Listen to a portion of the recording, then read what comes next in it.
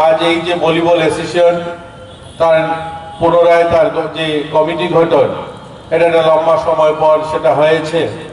এটা এইরকম একটা অ্যাসোসিয়েশন না, অনেকগুলো অ্যাসোসিয়েশন যেগুলো দীর্ঘ 15-16 বছর 20 বছর এরকম বহু অ্যাসোসিয়েশন ছিল, যে সেটা মনে হয়েছে যেন একটা মালিকানা কোনো কর্পোরেট কোম্পানির মতো সেখান থেকে বের করে একটা খেলার পরিবেশ বা সেখান থেকে বের করে মাঠমুখী করা, সেই সমস্ত অ্যাসোসিয়েশনগুলো যেন তারা উদ্যোগ গ্রহণ করে খেলোয়াড়দের স্বার্থে, এই ধরনের পরিবেশ কিন্তু আজকে তৈরি হয়েছে।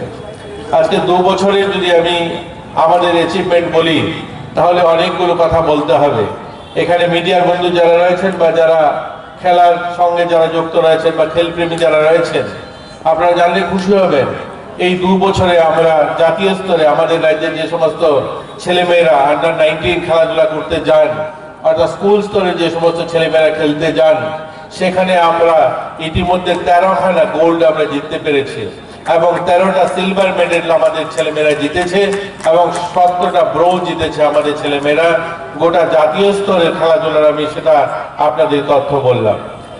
যারা 19 বছরের বড় যারা বিভিন্ন অ্যাসোসিয়েশন বা ফেডারেশনের মাধ্যমে খেলাধুলা করে, সেই সংখ্যাটাও কিন্তু খুব কম নয়, সেই সংখ্যাটাও ভালো। 18টা গোল্ড জিতেছে, 18টা সিলভার জিতেছে, 34টা ব্রোঞ্জ জিতেছে এটা আমাদের রাজ্যে।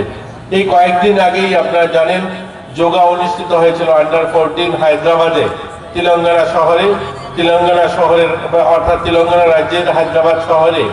সেখানে কৃতিকা দত্ত আমাদের রাজ্য থেকে পার্টিসিপেট করে এবং সেখানে গোল্ড জিতেছে।